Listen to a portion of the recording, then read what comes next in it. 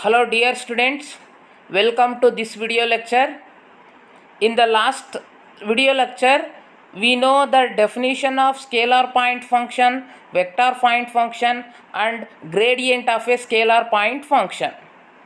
Now, in this video lecture, let us know some direct consequences of the definition of del phi, or del phi means grad phi, that is gradient of a function phi. Now here the first one, that is some consequences of the definition of del phi. In that first one is d phi is equal to del phi dot dr, where dr is equal to dxi plus dyj plus d z K. ನೋಡಿ, ಇಲ್ಲಿ ಎಲ್ಲ ನಾವು ಕಾನ್ಸಿಕ್ವೆನ್ಸನ್ನು ನಾವು ಯಾವ ರೀತಿ prove ಮಾಡ್ತೀವಪ್ಪ ಅಂತಂದರೆ, ನಾವು ಆ್ಯಕ್ಚುಯಲ್ ಡೆಫಿನೇಷನ್ ಏನು ಡೆಲ್ದು ಇದೆಯಲ್ವಾ, ಡೆಲ್ ಫೈ ಅಥವಾ ಗ್ರೇಡಿಯಂಟ್ ಆಫ್ ಎ ಫಂಕ್ಷನ್, ಆ ಗ್ರಾಡ್ ಫೈ ಡೆಫಿನೇಷನನ್ನು ಯೂಸ್ ಮಾಡಿಕೊಂಡು ನಾವು ಇಲ್ಲಿ ಇದನ್ನು ಪ್ರೂವ್ ಮಾಡ್ತೀವಿ. Here first one, d phi is equal to del phi dot d r, where d r is equal to d x i plus d y j plus d z k, that is where i j k are unit vectors. Now del phi dot dr is equal to, actual definition of del phi is ಅಂದರೆ gradient of a phi ಅಂದರೆ ಅದರ definition last ಕ್ಲಾಸಲ್ಲಿ ತಿಳ್ಕೊಂಡಿದ್ದೀವಿ.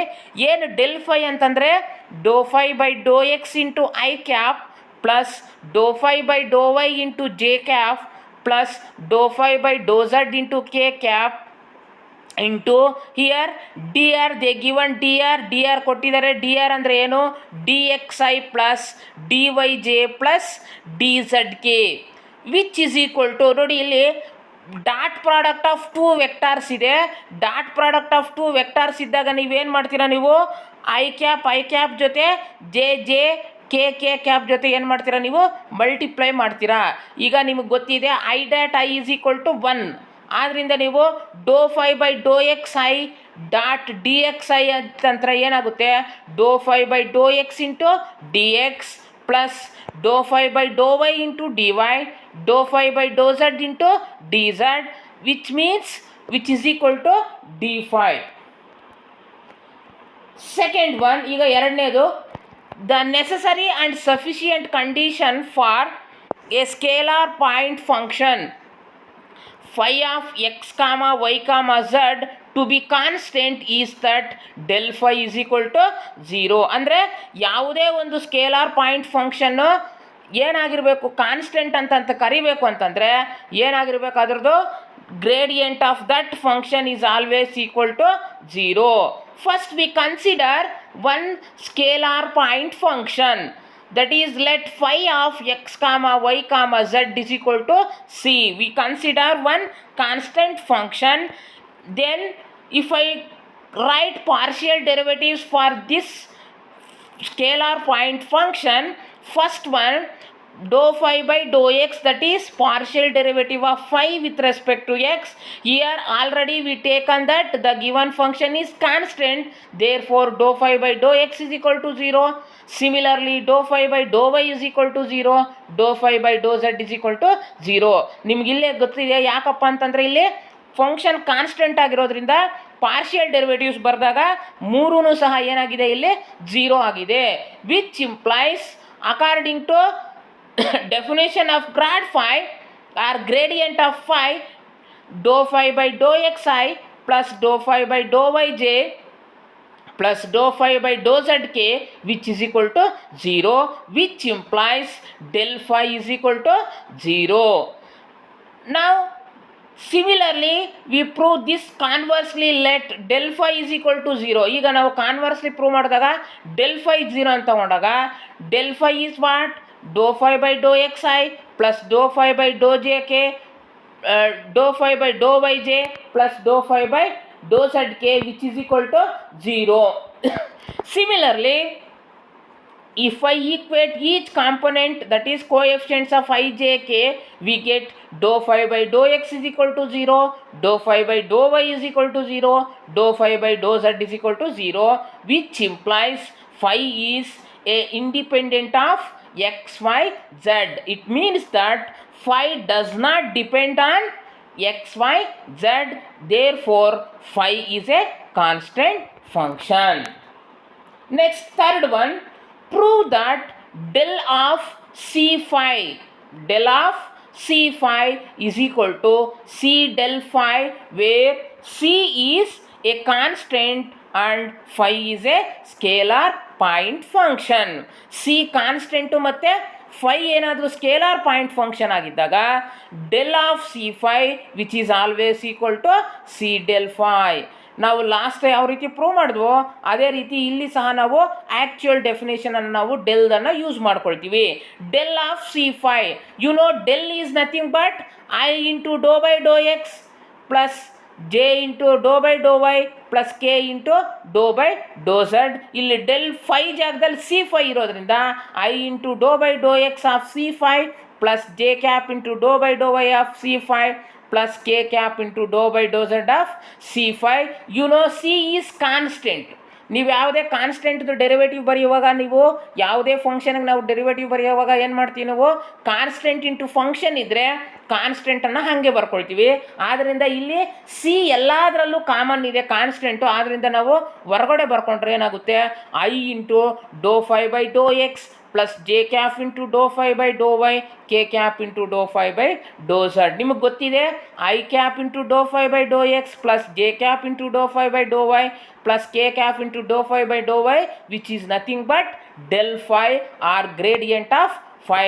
ದಸ್ we get C into del phi, that is del of c phi which is always equal to c into del phi.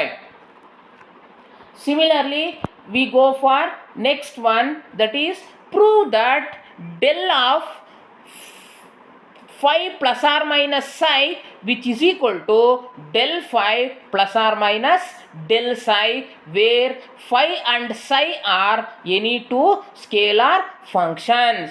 If phi and psi are any two scalar functions, then del of phi plus or minus psi is always equal to del phi plus or minus del psi. ಇದನ್ನು ನಾವು prove ಮಾಡೋದಕ್ಕೂ ಸಹ ನಾವೇನು ಮಾಡ್ತೀವಿ, same last ಎಕ್ಸಾಂಪಲಲ್ಲಿ ನಾವೇನು ಮಾಡಿದ್ವಿ ಅದೇ ರೀತಿ ನಾವು ಫೈ ಏನು ಡೆಲ್ ಫೈದು ಏನಿದೆಯಲ್ವಾ ಆ ಡೆಫಿನೇಷನನ್ನು ಯೂಸ್ ಮಾಡ್ಕೊಳ್ತೀವಿ. Del of first left hand side ತೊಗೊಳ್ತೀವಿ, del of phi plus or minus psi. ನಿಮಗೆ ಡೆಲ್ ಫೈಗೆ ಏನು ಬಂದಿದೆ, ಸೇಮ್ ಅದೇ ರೀತಿ del is nothing but i do by Dow x plus j cap into Dow by Dow y plus k cap into Dow by Dow z into phi plus or minus psi. ನಾವೀಗ multiply ಮಾಡಿದ್ರೆ ಏನಾಗುತ್ತೆ, i into Dow phi by Dow x of plus or minus psi plus j cap into Dow phi by Dow y plus or minus psi plus k cap into Dow by Dow z of plus or minus psi. ಈಗ ಇದನ್ನು ನಾವು simplify ಮಾಡಿದ್ರೆ ಏನಾಗುತ್ತೆ, i terms ಏನಾಗುತ್ತೆ, i into Dow phi by Dow x plus j into Dow phi by Dow y plus k into Dow phi by Dow z plus or minus i into Dow side by do psi by Dow x plus j into do psi by Dow y plus k into do psi by Dow z. ಅಂದರೆ phi ಟರ್ಮ್ಸ್ನ ಒಂದು ಕಡೆ, ಸೈ ಇರುವಂಥ ಟರ್ಮ್ಸ್ನೆಲ್ಲ ಒಂದು ಕಡೆ separate ಮಾಡಿದ್ರೆ ನಮಗೆ ಈ ರೀತಿ ಬರುತ್ತೆ, i into Dow phi by Dow x plus j into Dow phi by Dow y plus k into Dow phi by Dow z plus or minus i into do psi by Dow x plus j cap into do psi by Dow y plus k cap into do psi by Dow z. We know definition of del phi. ಇಲ್ಲಿ first one ನೋಡಿ, i cap into Dow phi by Dow x j cap into Dow phi by Dow y plus k cap, ಇದೆಲ್ಲ ಏನಾಗುತ್ತಿದ್ದು del phi ಆಗುತ್ತೆ. Del phi plus or minus next ಟರ್ಮಲ್ಲಿ phi ಇರೋಗಡೆ psi ಇದೆ ಅಷ್ಟೇ, ಆದ್ದರಿಂದ ಅದನ್ನು ನಾವೇನಂತ ಬರೀಬೋದು, del psi. Thus del of phi plus or minus psi is always equal to del phi plus or minus del psi. Next, fifth one, if phi and psi are two scalar point functions, then del of phi psi, that is product of two scalar point functions, del of phi psi is always equal to phi del psi plus psi del phi. ಅಂದರೆ product of two ಫಂಕ್ಷನ್ಗೆ ನಾವು ಗ್ರೇಡಿಯಂಟನ್ನು ಬರೆದಾಗ ಏನಾಗುತ್ತಪ್ಪ ಅಂತಂದರೆ, del of phi psi is always equal to phi del psi plus psi del phi. First we know what is del phi. Del phi ಅಂದರೆ ನಮಗೆ ಗೊತ್ತಿದೆ. in simplified form we write del phi is equal to summation of dou phi by dou xi. summation of dou phi by dou xi ಅಂದರೆ ಏನೂ ಇಲ್ಲ, dou phi by dou xi plus dou phi by dou y j plus dou phi by dou zk ಅಂತ ನಾವು ಅದನ್ನು simplified ಫಾರ್ಮಲ್ಲಿ ನಾವು summation dou phi by dou x ಅಂತ ಬರೆದಿದ್ದೀನಿ.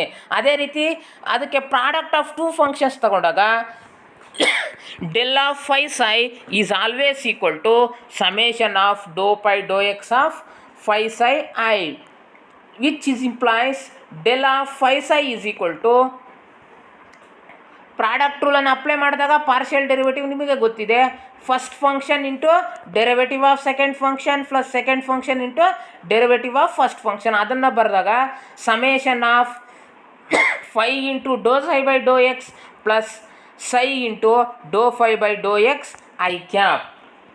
ಅದೇ ರೀತಿ ನೆಕ್ಸ್ಟ್ ನಾವು ಬರೆದಾಗ ಏನಾಗುತ್ತಪ್ಪ ಅಂತಂದರೆ summation of phi do psi by Dow x i plus summation of psi into Dow phi by Dow x i ಆಗುತ್ತೆ, which is equal to phi into summation of do psi by Dow x i plus summation of do phi by Dow x i. ಇದನ್ನು ನಾವು ಬರೆದಾಗ ಏನಾಗುತ್ತೆ phi into summation of do psi by Dow x i. ಇಲ್ಲಿ printing mistake ಆಗಿ psi 2 times repeat ಆಗಿದೆ, ಒಂದನ್ನು ನಾವು delete ಮಾಡ್ಕೊಳ್ಳಿ. ಇದನ್ನು ನಾವು ಬರೆದಾಗ ಏನಾಗುತ್ತೆ ಫೈ ಇಂಟು ಡೆಲ್ ಸೈ plus psi into del phi ಬರುತ್ತೆ. thus we get del of phi psi is equal to phi del psi plus psi del phi. Last one, sixth one, that is if phi and psi are two scalar point functions, then del of phi by psi is equal to psi del phi minus phi del psi divided by phi square. ಇಲ್ಲಿ del repeat print ಆಗಿಲ್ಲ, ಅದು actually psi del phi minus phi del psi divided by phi square. Thus here also del of phi psi we write do summation of do by Dow x of phi by psi i ನಿಮಗೆ ಗೊತ್ತಿದೆ. ಇದು quotient rule apply ಮಾಡಿದಾಗ ಏನಾಗುತ್ತೆ denominator into derivative of numerator minus numerator into derivative of denominator whole over denominator square. ಆ quotient rule apply ಮಾಡಿ ಬರ್ದಾಗ ಏನಾಗುತ್ತೆ ಅಂದರೆ ಡಿನಾಮಿನೇಟರ್ ಸೈ ಇದೆ, partial derivative of numerator do phi by Dow x minus numerator phi partial derivative of denominator do psi by Dow x i cap whole over del square. ಡಿನಾಮಿನೇಟ್ರಲ್ಲಿ ಏನಿದೆ psi ಇರೋದ್ರಿಂದ ಸ್ಕೈ ಆಗುತ್ತೆ. ಸಿಮಿಲರ್ ಆಗಿ ನಾವು y ಝಡ್ಗೆ apply ಮಾಡಿದಾಗ same repeat ಆಗುತ್ತೆ. We write this as 1 by psi square del of phi do phi by Dow x i minus summation of phi do psi by Dow x i cap. ನೀವು ಡಿನಾಮಿನೇಟ್ರಲ್ಲಿ psi square ಹಂಗೆ ಬರ್ಕೊಳ್ಳಿ, phi do phi by Dow x ಬರುತ್ತೆ, summation of do phi by Dow x i minus 5 into summation of dou psi by dou xi cap. We write this as 1 by del square into psi square into psi del phi minus phi del psi divided by psi square. These are the some consequences of definition of del phi. Okay, thank you.